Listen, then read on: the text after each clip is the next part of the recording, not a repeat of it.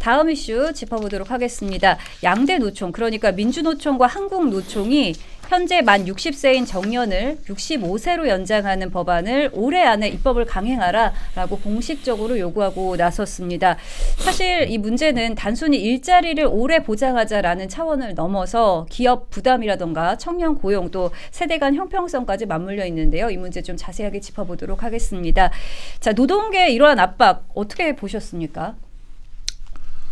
일단은 우리나라에서 분명히 논의가 이루어져야 될 부분이긴 해요. 근데 지금 정기국회가 시작되고 있는 기간 중에, 그리고 내년에 지방선거를 앞둔 기간에서 양대 노총과 민주당이 지금 이와 같은 주장을 한 것에 대해서는 일종의 힘 가시 성향도 있다. 그리고 지금 노조와 민주당의 이러한 정책 공조가 강화되고 있음을 보여주는 신호이기도 하다라고 생각합니다.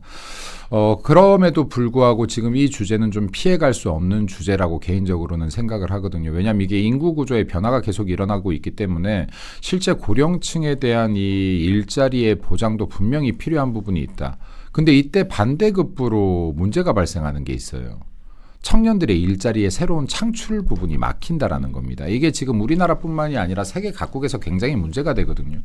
그럼 연장을 하면, 정년 연장을 하면 여기에 일자리가 비어줘야 되잖아요. 나가야 들어올 거 아닙니까? 근데 나가는 사람들이 이만큼 늦어져 버리면 청년들 일자리가 안 생기는 거죠. 그럼 앞으로 대한민국 청년들은 어떻게 할 것이냐에 대한 문제가 발생을 하는 거예요. 그렇기 때문에 지금 기업에서는 이뿐만이 이 첫 번째 청년 일자리에 대한 문제가 발생을 하고, 두 번째는 기업들의 비용 증가 부담이 굉장히 커집니다. 왜냐하면 5년 동안, 예를 들어 이때까지 60년 정년이었는데 5년이 늘어났다라고 했을 때 연봉만 늘어나는 것이 아니라 여기에 따른 퇴직금이라든가 각종 비용들이 늘어나는데 이것이 기업들이 너무 부담스럽다는 거예요. 그럼 기업들이 지금 부담을 느끼고 기업들이 수익이 창출이 안 되면 결국에는 기업 자금 회전이 안 되면 일자리 창출도 안 되는 거거든요. 그럼 기업들이 지금 이런 얘기를 하는 겁니다. 야, 이거 65세 연장하면은 이거 우리가 너무 힘들어. 이거 기업이 과연 유지될지 모르겠어. 그러니까 일단 퇴직했다가 재고용하는 형태를 띠자. 그럼 일단 퇴직하면 여기에 퇴직금의 누적분이라도 지금 이 비용 부담을 줄게끔 되는 거거든요. 근데 지금 이거 노조들 안 된다는 거 아닙니까? 이건 지금 편법이다. 편법 고용과 똑같기 때문에 그냥 65세까지 쭉 가라라고 하는 거예요. 근데 이것을 한쪽에 양보가 없이 이걸 일방적으로 간다라고 하면 청년들은 분명히 충격을 받을 수밖에 없는 구조가 됩니다. 그래서 이거를 굉장히 어려운 주제다. 섣불리 얘기하기가 굉장히 힘들다. 그래서 이거는 지금 정치권에서 여야 없이 한번 논제 위에 올려야 되는 부분이라고 생각해요. 그래서 지금 이것도 제가 볼 때는 좀 깊이 있게 연구를 해야 되는데, 예를 들어 많은 제도적인 개선점들을 얘기합니다. 예를 들어서 청년 쿼터제를 얘기하는 경우도 있고요. 그러니까 지금 이제 고용 창출에서 일정 부분만큼은 청년들에 대한 퍼센티지를 할애를 하라라는 이런 제도도 있고, 일본 같은 경우 사례를 보면은 이제 60세 이상의 사람들을 고용을 늘렸을 경우에 청년 신규 채용에 대한 지원금을 줍니다. 지원금을 주는 제도도 있어요. 그러니까 고연령층을 채용했을 때 청년층을 채용하기 쉽게 만드는. 근데 이게 효과가 별로 없어요. 효과가 별로 없다는 게 중요합니다. 그럼 이 나라 저 나라들이 지금 이런 시도들을 계속해서 함에도 불구하고 지금 큰 효과는 보고 있지 못하다. 그리고 지금 이게 그나마 좀 성공적이라고 평가받는 곳들이 독일이나 오스트레일리아 같은 데들인데, 독일 같은 경우는 지금 25세 이하 청년들이 4개월 이상 직업을 구하지 못하는 실업 상태에 빠져 있다라고 하면은 이게 직업 훈련이라든지 채용이라든지 그리고 인턴십이라든지 이 중에서 뭔가 하나를 선택해서 제공할 수 있게끔 합니다. 근데 여기에서 포인트는 뭐냐면 기업과 연계한다는 거예요. 기업의 교육과 연계해서 곧장 취업을 할 수 있는 형태를 띈다는 것인데, 이게 지금 우리나라로 지금 산학협력과 비슷하거든요.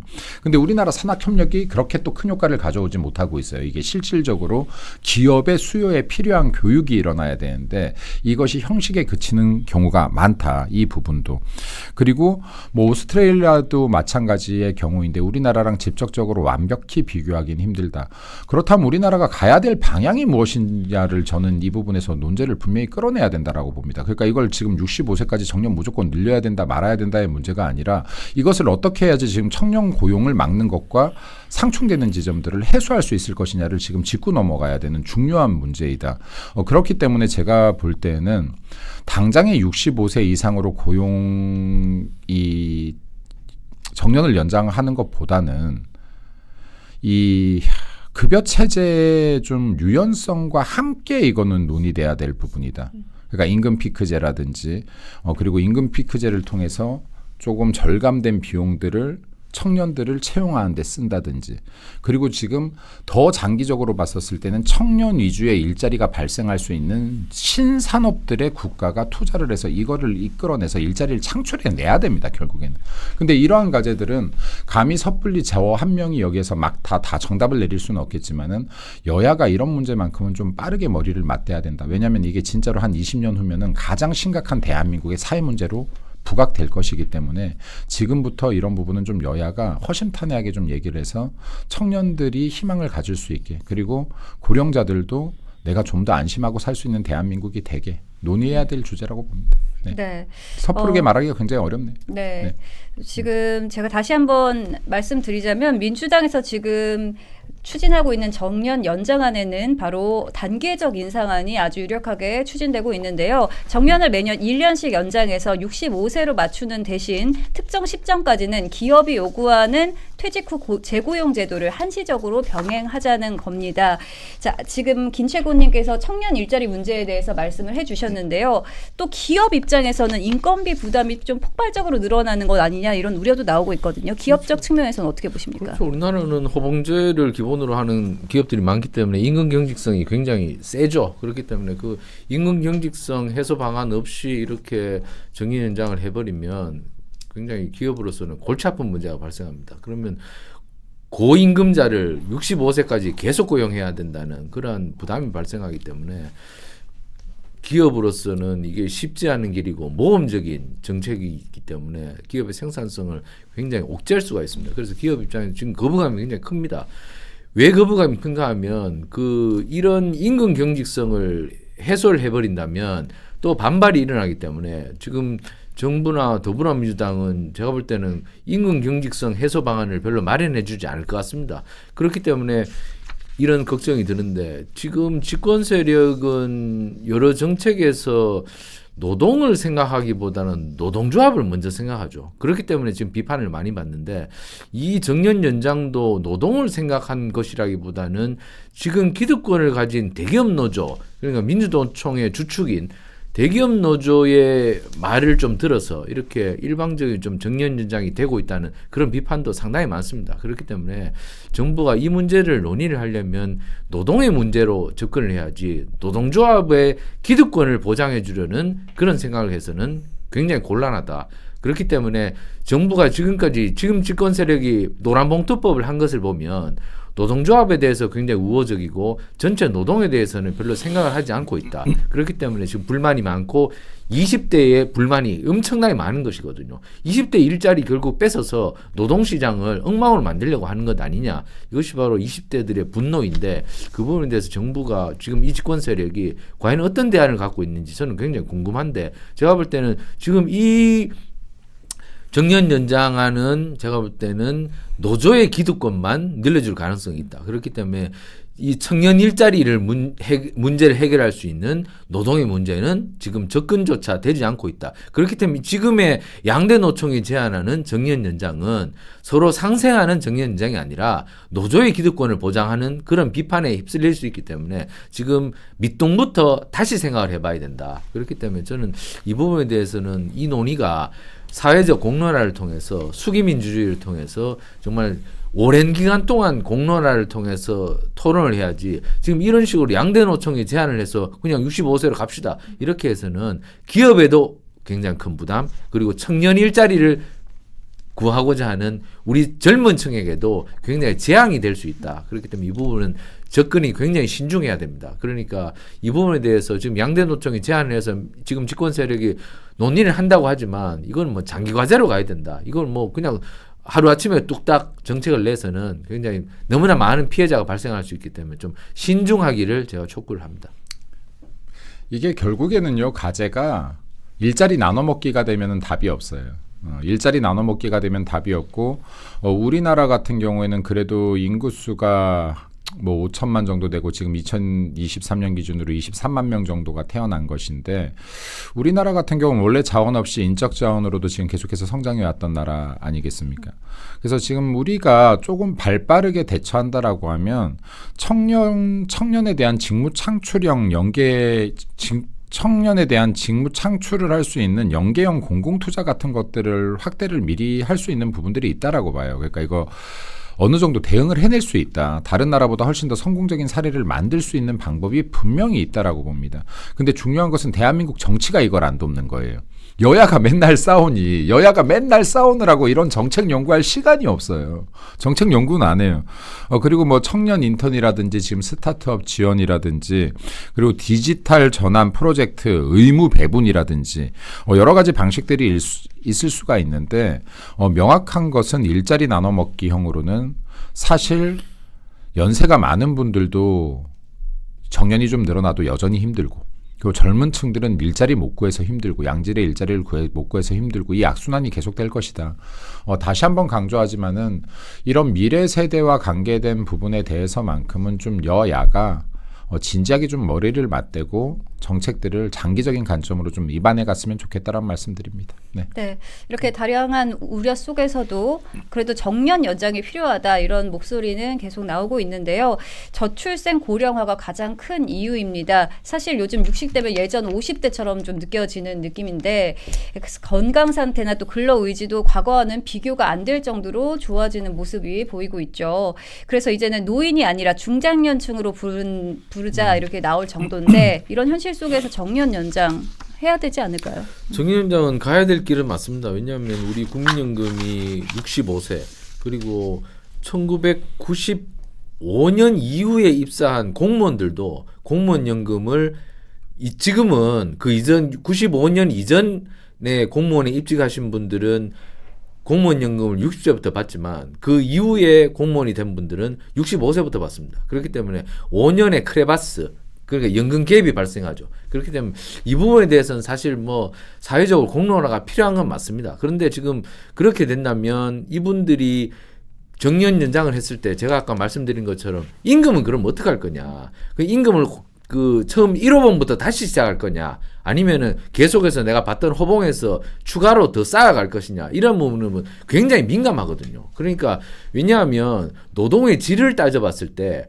61세부터 일하는 분들은 사실 갓 들어온 청년보다는 훨씬 더 노동 숙련성을 갖고 있죠. 그러니까 노동 숙련성을 갖고 있기 때문에 이분들한테 당신들 지금부터 월급을 0에서부터 다시 시작해. 호봉 1호봉에서 다시 시작. 이렇게 하면은 반발을 부를 수가 있거든요. 그러면 이 사회적 합의는 또 어떻게 할 것이냐. 그러니까 이게 시간이 많이 걸리고 토론이 많이 걸리는 문제입니다. 그렇기 때문에 이것을 쉽게 할 수 있는 문제가 아니다. 그러나 가야 할 길은 많지만 이것을 세부 정책으로 들어갔을 때 엄청나게 복잡한 부분들이 많다. 그렇다면 누군가는 좀 희생을 해야 된다. 그러니까 그렇다면 지금 노동조합은 그러면 현재 집권 세력의 굉장히 지지층인데 이 노동조합이 과연 희생할 준비는 되어 있느냐. 저는 군대에서 구타가 사라졌던 것은 어떤 그 몇 년도부터 몇 년까지 들어왔던 그 군번들은 희생을 한 거거든요. 자기는 맞았지만 자기는 후임병들이 때리지 않았던 그 몇몇 그 군번들이 있었기 때문에 군에서 구타가 사라진 겁니다. 그런데 이 사회적 희생을 할 사람이 과연 있겠느냐 이런 부분에 대해서 좀 시간이 많이 걸릴 터인데 정부가 제가 아까도 드린 말씀처럼 서둘러서는 안 된다. 서두른다면 굉장히 큰 반발과 저항을 부른다. 왜냐하면 이게 돈 문제이기 때문에 그렇겠습니다. 돈 문제는 사활을 건 문제가 발생하기 때문에 이 문제에 대해서는 정부가 좀 더 시민사회단체나 그리고 전문가들과 좀 협의를 해서 좀 시간을 갖고 토론해서 누구도 좀 희생을 좀 줄여서 그리고 좋은 사회적 합의를 통해서 모두가 윈윈하는 그런 모델을 만들어야지 특정 노조 지금 민주당을 지지하는 40대, 50대, 60대 이분들이 지지할 수 있는 그런 모델들을 만들어서는 굉장히 곤란하다. 그렇기 때문에 이 부분에 대해서는 정파적 접근이 아니고 모두를 생각하는 다수적 접근을 좀 하기를 제가 좀 기대를 합니다.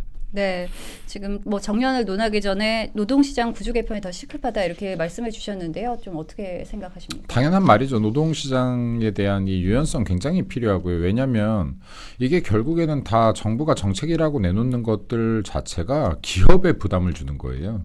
그러니까 국가가 해결 못하겠으니까 기업한테 토스시켜버리는 겁니다. 근데 기업들도 대한민국에서 힘들어 죽겠어요. 기업들이 지금 이게 과부하가 걸려서 야 이거 우리 능력 박힌데 하면 기업 문 닫아야 되는 거예요. 기업 문 닫으면 일자리 사라지는 겁니다. 일자리 사라지면 소비 사라지는 거죠. 그러니까 이게 악순환의 고리를 타는 것인데 기업들을 마치 황금알을 낳는 거위처럼 보지 마라. 이들도 지금 짜내고 힘든 상황들을 버티고 있는 기업들이 너무나 많은데 이것을 제도적으로 기업의 모든 부담을 사회적으로 본인들이 정치인들이 했던 공약을 기업한테 풀라라고 던져버린다라고 하면 이 기업들은 대한민국을 떠날 수밖에 없다 계속해서. 그래서 이거는 지금 단순하게 한 영역만을 보고 야 이거 고령자만 보고 정책적 접근을 한다라고 하면 기업이 무너질 것이요 청년이 무너질 것이요 그렇다라고 고령자들을 쳐다보지 않는다라고 하면 이들의 삶이 또 무너질 것이요 그렇기 때문에 이건 굉장히 복합적인 문제다. 아까도 말씀드렸지만 단편적으로 바라봐서는 해결법을 찾을 수 없는 부분이 있다라는 말씀을 분명히 좀 드리고 싶고요.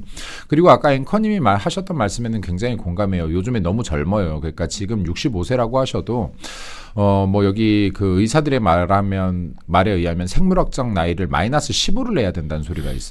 그러니까 지금 뭐 45세면 마이너스 15 하면 예전으로 따지면 30살 정도의 생물학적 나이를 갖고 있다. 갑자기 앵커님 표정이 환해지십니다. 20대가 된 것 네. 같아요. 그래서 이게 65세 이상인 분들도 신체적으로 너무 건강해요. 그러니까 일을 할 수 있어요. 본인들도. 그리고 수많은 경험도 있어요. 그러니까 이런 경험들을 이용한 일자리들이 또 별도로 좀 만들어져야 되지 않겠는가라는 고민들이 많습니다. 그리고 사실 이게 인구 부양률의 문제도 있거든요. 인구 부양률이라는 것은 일하는 노동할 수 있는 사람들 분해, 노동하지 못하는 사람들이거든요. 그럼 이 인구 부양률에 통상 보면은 65세 이상은 일하지 못한 사람으로 분류가 돼요. 인구 부양률이 굉장히 높아지는데 이것을 우리가 바꾼다라고 하면 사실 이 분자가 분모로 내려오는 효과가 있죠. 그러니까 인구 부양률이 수치상으로 낮아지는 효과가 갖고 온다. 근데 이런 수치에 의한 변화뿐만이 아니라 실질적인 변화를 끌고 가야 되지 않겠는가. 그래서 이거는 아까도 말씀드렸지만 계속 반복되는 말인데요. 이건 누군가 한 명이 결정할 수 있는 사항이 아니라 여기에 굉장히 많은 정책 전문가들과 그리고 경제 전문가들 그리고 인구 전문가들까지 포함이 돼서 이거는 충분히 긴 시간을 두고 시뮬레이션을 하면서 정책을 짜야 된다. 그래서 이거는 좀 이런 정책들은 장기적 계획을 세워서 여야가 바뀌더라도 지속 가능한 정책들이 좀 나오면 좋겠다라고 생각되어집니다. 네, 그렇다면 이제 마지막으로 여쭤보겠는데 민주당이 올해 안에 이렇게 정년 연장을 추진할 것 같습니까? 어떻게 보십니까? 밀어붙이려고 할 거예요. 근데 밀어붙이려고 저는 민주당에서 할 거라고 보는데 어느 정도는. 근데 이게 만약에 민주당이 이걸 그냥 일방적으로 밀어붙인다라고 하면 이거 기업들의 저항이 굉장히 거셀 것이다. 청년들의 저항도 거셀 것이다. 그러니까 이러한 정책들이 세대의 갈등을 야기해서는 안 되는 거거든요. 근데 지금 만약에 이렇게 고령자들에게 너무 초점을 맞춰서 일방적으로 만약에 밀어붙인다라고 하면 이건 청년 세대들이 상대적인 박탈감을 느끼게 될 것이다. 그럼 이건 또 세대 갈등을 유발하는 주요한 원인이 될 수 있기 때문에 이러한 부분들은 좀 숙고할 필요가 있다. 언발의 오줌 누기식으로 정책을 짜면 이것 때문에 뒤에 긴 정책을 못 짜는 경우들이 많아요. 장기적 정책에 실패하는 경우가 많아요. 그래서 이 부분에 대해서는 다시 한번 강조하지만 장기적 관점으로 그리고 자본주의 시장경제 체제의 관점으로 기업의 입장도 충분히 고려해서 들어가지는 것이 맞다라고 봅니다. 네, 결국 정년 65세 논란은 단순히 나이 문제가 아니라 일자리의 구조, 임금 체계, 연금 제도까지 다 얽혀 있는 아주 복합적인 구조입니다. 노동계 요구처럼 무조건 올해 안에 늘려라 보다는 기업이 감당할 수 있고 또 세대 간 일자리 균형도 맞출 수 있는 현실적인 해법이 함께 가야 할 것 같습니다.